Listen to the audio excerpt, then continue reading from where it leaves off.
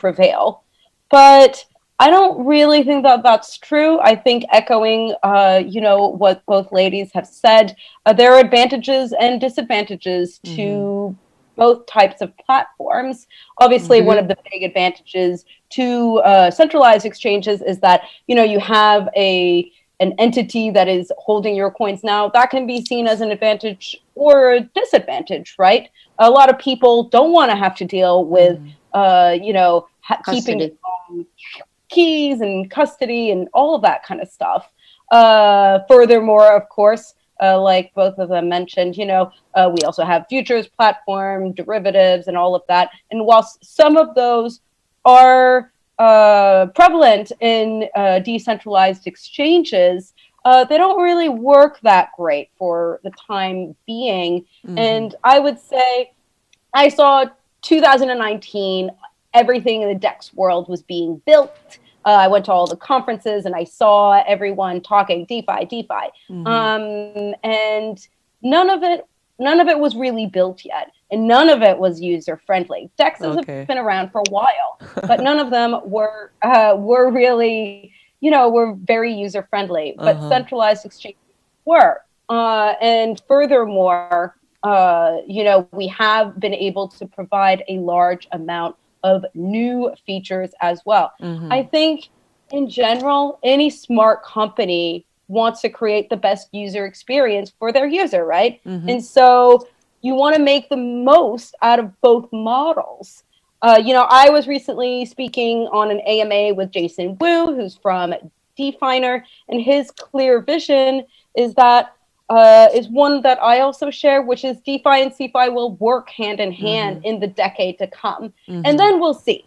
But, Bitcoin's only been around for 10, 11 years, right? If we make it all the way 10 years from now, we'll see what happens. Honestly, I think we'll probably see a mix of both come through. And I know that at Gate.io, we're always focused on providing the best trading experience for our users. And we often recommend that users also use wallet.io, which is, like a wallet, so that, if they're not keeping their funds on the, if they're not trading with those funds, they should keep it on their wallet, because it's safer that way. I think everybody understands that. And then it depends on whether you want to be fully responsible for those funds or not, right? And I think it has become very clear with PayPal launching and all of these different kind of companies launching that actually a lot of people don't want to have that responsibility. A lot of people want to trust their bank and want to keep their money in their bank. And now they're realizing, oh, wait, we can't trust banks and stuff like that. But that's a whole other discussion, of course. But I think in general, there are people who are going to want to have their own keys, and there are people who are not so interested. I know Revolut, for example, they launched similarly to PayPal only a few years ago, the opportunity for you to buy Bitcoin as well. So it is clear that there is a demand, and I think centralized exchanges are here to help fill that demand. And I think decentralized DeFi and CeFi will work together on innovation. The whole industry is about innovation, and we've all seen how quickly trends move. In September it was DeFi, then it was NFTs, now it's insurance. Is just 24/7, 365. And but that's what enables innovation, right? So that would be my take. Yeah, I mean, I really like your concept, talking about people don't like bank or wiggle bank less and less, right? So previously, I just heard an interesting concept from Da Hongfei, Neil Da Hongfei, and he said we're going stepping into a world bankless banking, right? So anyway, let's move to our next question. I mean, I know there has a big skill, exposure for DeFi like this in the market, right? Also, decentralized exchange got lots of eye attention, right, from the market. I mean, as long established centralized exchange, I mean, Gate, KuCoin, and Poloniex also been in the market for a while, right? How do you see the rapid growth of DEXs? I mean, who are now in a real advantageous position? I mean, in the DeFi sector. And what's your take on the relationship between centralized exchange and decentralized exchange? Yeah, I would also like start with Alicia, right? Let's start same round. Yeah. Okay. So I think the key of whether you are in an advantageous position is not quite about what kind of project you are, as long as you are increasingly needed by users, and you will always armed with a strong competitive edge. So as for the relationship for between the centralized and the decentralized exchanges, I think each individual might be the pivot, like a user or a project. So take the abnormal withdrawal incident happened on September. As an example. So after it took place, so first thing came first. In general, we aim to getting everything back to normal as soon as possible. So while myself, since I'm facing our clients, both users and projects from the front line. So working 24 hours non-stop, talking to them one by one, took all my efforts in the first day. And now I'm speaking here. So changing my role. So my point is, once asked, everyone on our team can double or even triple the roles, as efficient and agility are the beauty of centralization. So thus the relationship between us and DEX are also, I think it's also dynamic. We appreciate decentralized exchanges to bring us more attention from their native users and vice versa. So yeah, of course, a lot of our users also trade Uni tokens to the tokens of Uniswap. And we also understand some of users choose to transfer to decentralization exchanges as they gradually finish self-education of the crypto world and decided to explore further.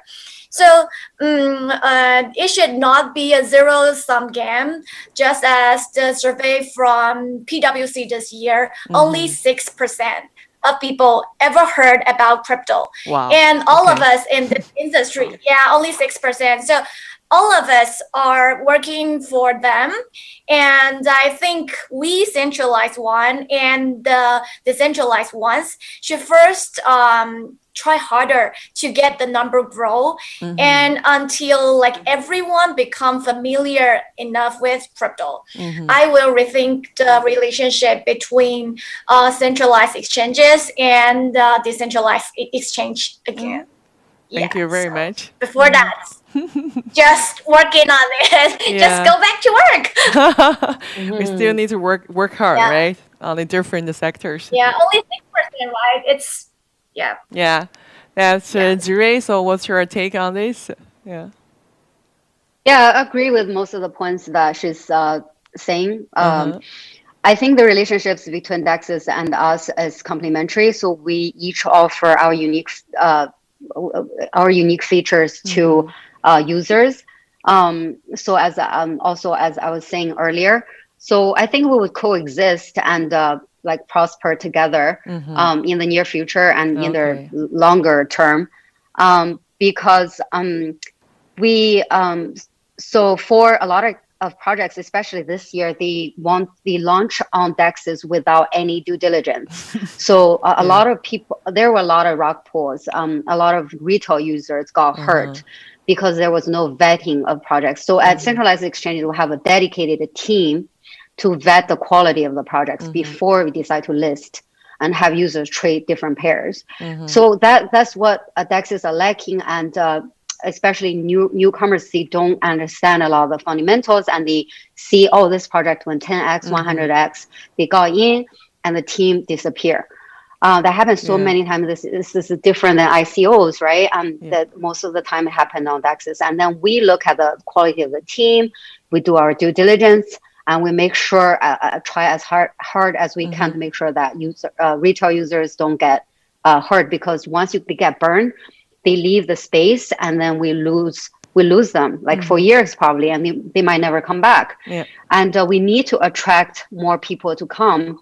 And also in the part of self-custody, recently we saw the CEO of Nexus Mutual. Even it's an insurance project, but he got hacked $8.5 million from his MetaMask, which is self-custody fund. You have your private key, but the hackers are getting more and more advanced by the day. They're more and more tech. They're just really clever. So even the insurance CEO got hacked. So he's custody his funds. So I'm saying it's not like entirely safe if you are even using your phone on MetaMask. But we have developed a really strong custody solution for users, right? Poloniex has been around for 7 years, and January is our 7th year anniversary. And Circle has developed a very strong. So users don't have to worry about that part. So they can trade and leave the funds there and earn interest while they leave the funds there, as like a soft staking solution we provide. So they're coexisting, complementing each other. That's relationship so far. As you get to know crypto more, you learn more, you transition yourself to learn the Web3 wallets and the dApps like Compound, Aave, Cream, lending, borrowing, decentralized without going to the bank. You have your collateral, and then you can borrow other coins, and then you can go farming, right? Different food coins and whatnot. So it's a process. We can onboard them. We have market order all of the features again that they lack and they can use, and gradually they can move to them. So like as me as a user, I use both on a daily basis. So it's coexisting and like innovating along with each other. That's a great relationship. So Marie, your take on this? Sure. I think your point is very good, especially about the Nexus Mutual CEO. It's true if even someone like him can be hacked. I think it does say a lot. But something I will bring up in that instance is, then he made a call on Twitter to the hackers to return the funds because they hacked, I think, 8 million or so. But 8.5. 8.5, but that's a lot, right? Which is a huge amount, right? But the truth is, everybody knows what address it went to.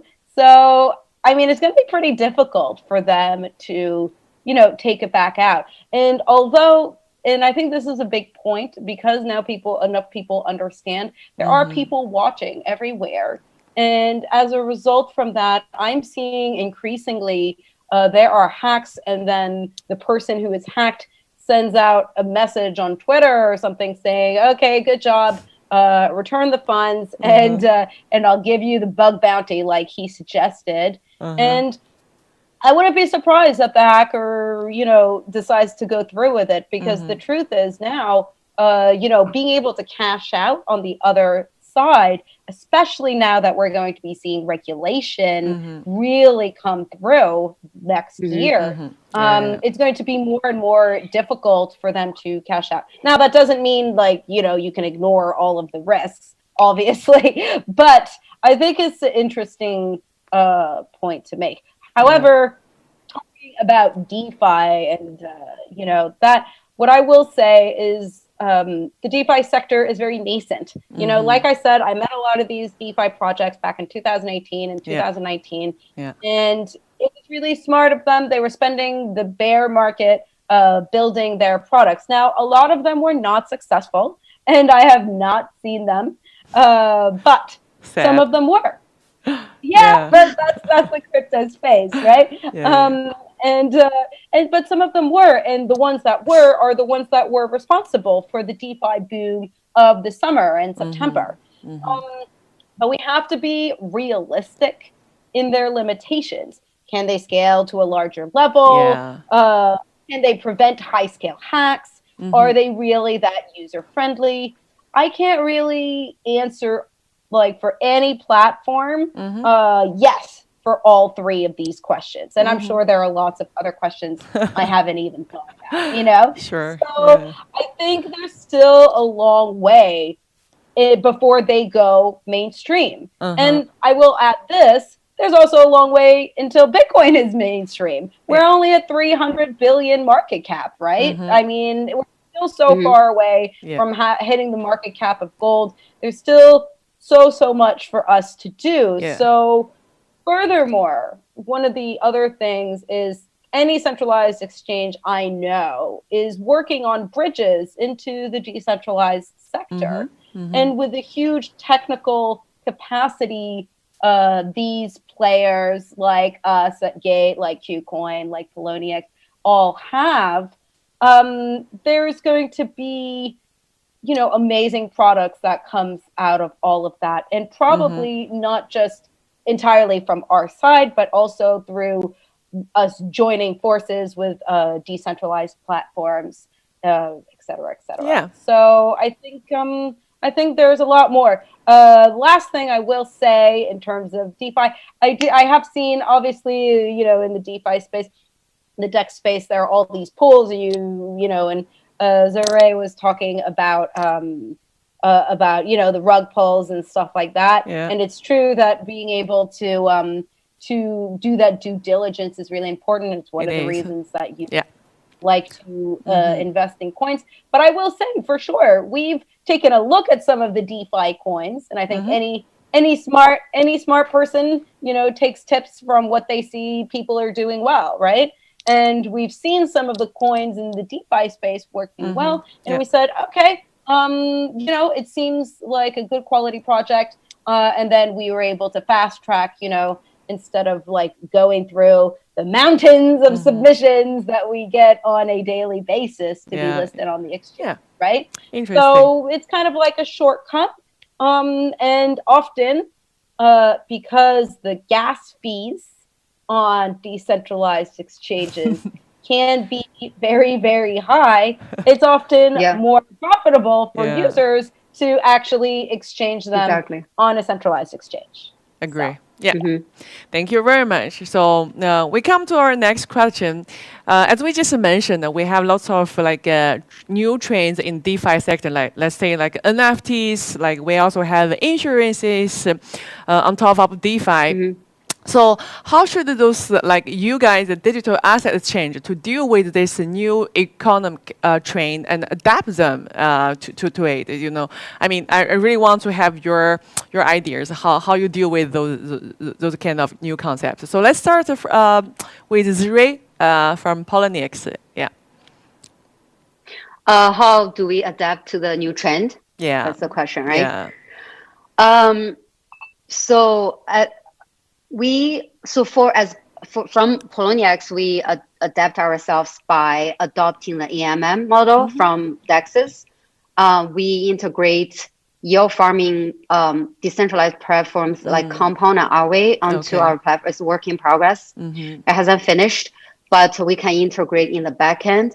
So for users who just they have full-time job, they don't have time to figure out how to use Compound and Aave, they can just use, they already signed up with Poloniex with just an email and password. And then they can click on the DeFi side of the platform to use yield farming. So we look at what they're doing and see which part we can integrate, and then we reach out to the projects, and then we talk with them and, you know, ask questions, and then we integrate back. So we become more composable. And like Maria was saying, that a lot of the times the fees, the gas fee is so expensive. Like today, the gas is 200 Gui. And if you're a small retail user, you want to exchange like $10 worth of stablecoin to Ether, you're paying like $5-7. It's not sustainable, but it's so much cheaper to just trade on central exchanges for both public blockchain projects and Ethereum projects. And a lot of them are struggling with liquidity issues as well, because you need a pool to provide liquidity by projects or users for people to learn the LP fees by providing liquidities, but they struggle with those liquidity issues, front-running bots. There are a lot of front-running. So we don't have those issues like liquidity and transactions takes time to be verified on the blockchain. And front-running risks and no fiat gateway. So we have those already on the exchange, and then we adapt by integrating what I just said. I was let's see what else. So moving forward, I see centralized exchanges still going to play a very critical role in pushing the industry forward. Yeah. Okay. Thank you very much. And Marie, if you have any more ideas to add, different things Gate is doing. Sure. Yeah. Sure. So in our industry, I think trends, like I kind of said before, they're really important, and that's what keeps the innovation flowing. So I've actually never worked in an industry where there was like so much growth in all different kinds of respects. So, I think digital asset exchanges, but not just centralized ones, all digital assets exchanges need to adapt to these trends. Because, DeFi has been the most important thing right now, but there are going to be other trends that come along. And all of these exchanges, centralized and decentralized, will need to adapt to those trends as well. And only the most technically capable of these exchanges and of these projects are going to prevail.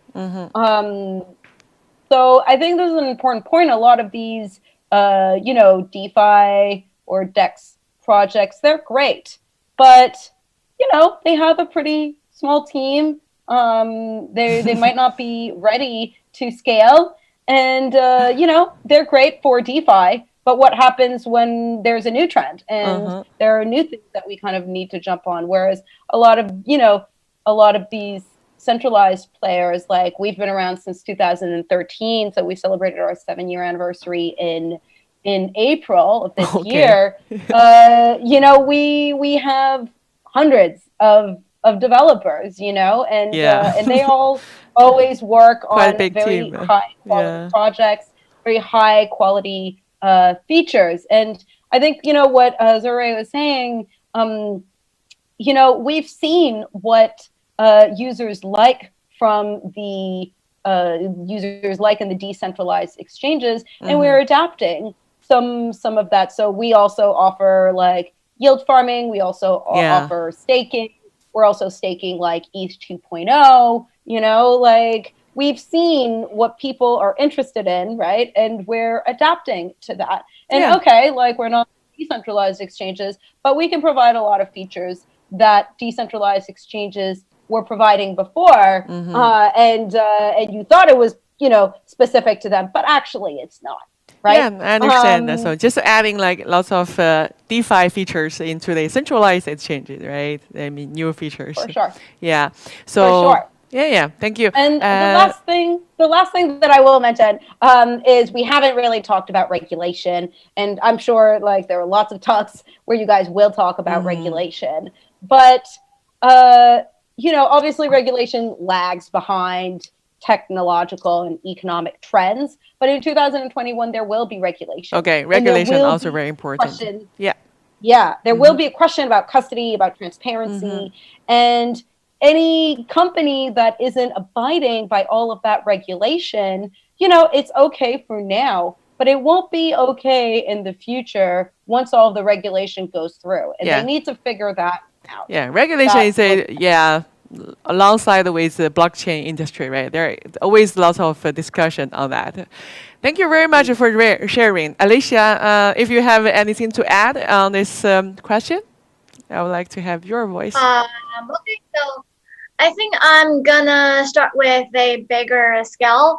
So talk about new economic. There is a big wave of uncertainty. So in short term, digitalization and healthcare renovations are the light spots. So they're always given to attention for a long time. But since the birth of COVID-19, they suddenly turned to the only spots. So I think the key would be ability to meet the dynamic and changing demands of the market. Okay. So we are all into laid a solid foundation to efficiently and agilely adapt to the market revolution with the accumulation traffic, liquidity, information, and other resources. We are capable of carrying out integration via means and products such as develop future trading, emerging trading, and other financial products to better incubate and support the projects with visions like TRON or Oracle platform to achieve trustworthy and transparent data processing like DIA, and such agility and flexibility also apply when we decide our strategic pivots, which are conceived based on what we heard from users of what they truly need, and also our vision of a prosperous future of the blockchain and crypto industry. Yeah. Thank you very much. Thank you guys for sharing your insights here. I mean, the exchange of ideas gives us a better understanding of exchanges, right? So I'm sure changes are still brewing in this sector. Let's stay looking forward, right, to its future. I mean, DEX and centralized exchanges, I believe there is a good coexisting, right? So cannot be just choose one or just quit another one. I don't believe this. Thank you very much for your time and your sharing. Thank you, guys. Hope see you soon. Thank you. Okay. Thank you. Thank you. Bye-bye. Bye. Bye. Bye.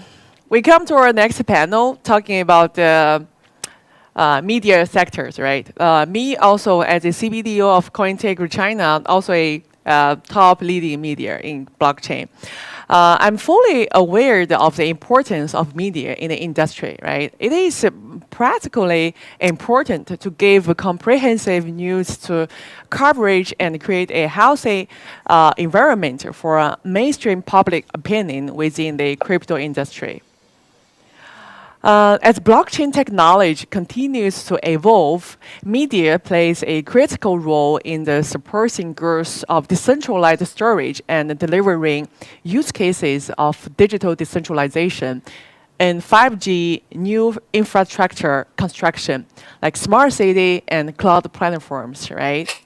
So now let's welcome the following media partners, Tianyu Yang, CEO of Team Z, and Hero Partners of Blockchain Global, and Nicole Lee, CEO of ChainDD, and Itai, partner and COO of Market Across.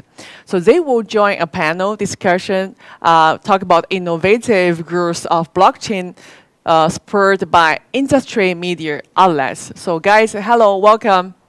Hello, Tianyu. Hello, Hero. Hello, Nicole. Hi, guys. Hello, Itai. Yes, great to see you here.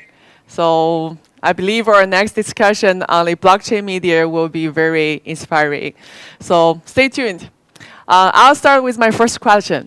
I mean, as blockchain continues to evolve, how does a growth of blockchain media outlets differ from their traditional counterparts? I mean, I would like to start with Tianyu. Your ideas? Sure. Thanks for having me today.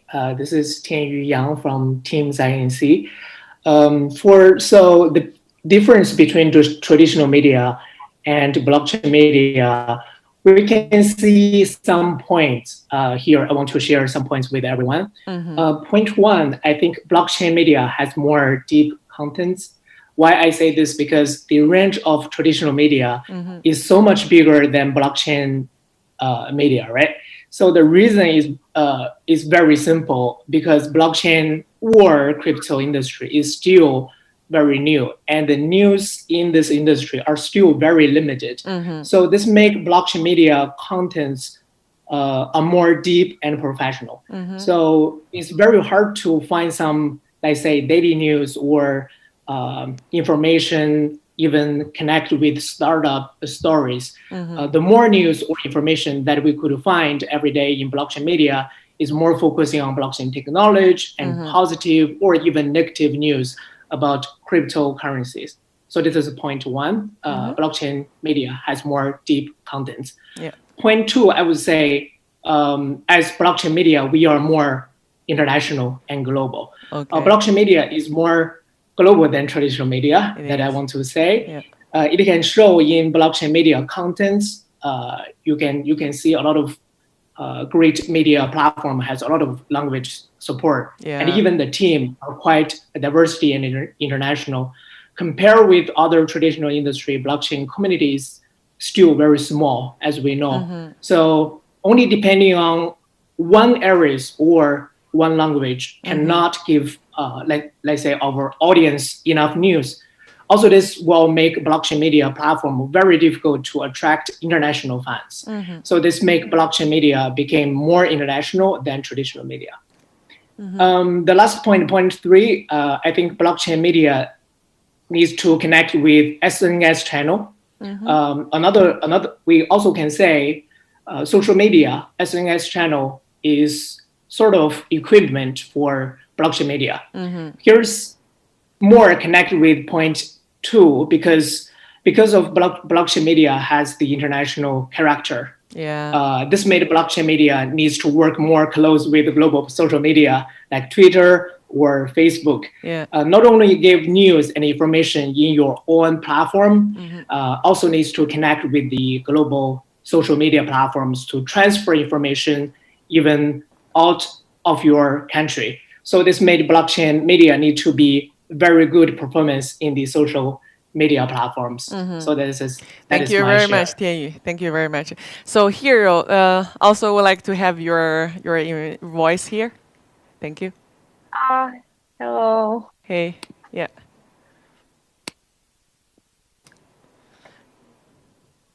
Hello, can you hear me, Hero? Yes, and this is my turn. Yeah. Now? Yeah, please go ahead. And first of all, thank you for inviting me today. And then let's start with first question. I think blockchain media and traditional media share many common properties. However, as a blockchain industry media, it is born with inherent characteristic of blockchain. And first is same as crew. My first is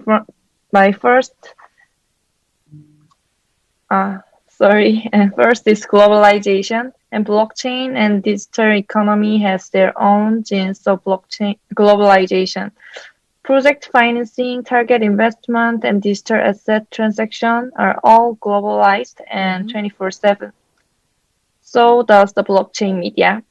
For example, the consensus conference held by CoinDesk has been a grand gathering for communication and discussion of global blockchain operating since 2015.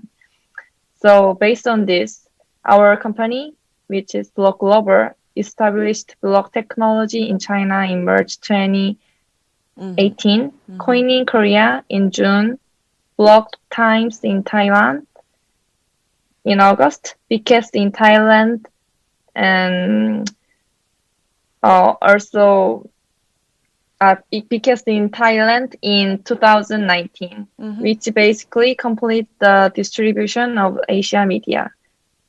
The globalization of blockchain media conforms to the globalization of blockchain industry and promotes the global development of blockchain industry. And the second is distributed. The typical feature of the blockchain industry is that it forms an ecological cycle with token incentive and get rid of the traditional centralized governor structure. Blockchain media with its distributed genes all attach great importance to the development of columnists for hoping to make the media contract more richer and more objective and credible by means of distributed governance and organization. At present, limited by the policies of local government, the governance genes of blockchain media distribution is limited version because the current media distribution does not have the incentive attribution of ecological token. But I think in the future, the development direction of media should be the same as Bitcoin. The collection, dissemination, and diffusion of contents are all carried out by the community, and the corresponding ecological token reward will be given to the contributors. So as to create, thank you, to create truly distributed community autonomy framework. And the last one is trust. The internet solves information problems. Blockchain solves trust problem. At present, limited by speed and efficiency of blockchain operation, blockchain media is mostly based on internet rather than the blockchain. But however, blockchain media should be built on the blockchain in the future, and all media information can be recorded on the chain. The truth of the information cannot be guaranteed, but disclosure of source of the information is searchable and impossible to modify. And it will avoiding problems that cannot be solved by traditional media, such as false information on the internet and cyberbullying. Thank you. Thank you very much. So, Nicole Lee, and I also want to have your perspectives on this. So, how do you see? Okay, this is a very interesting question because personally, I come from the traditional media, Phoenix TV. 7 years ago.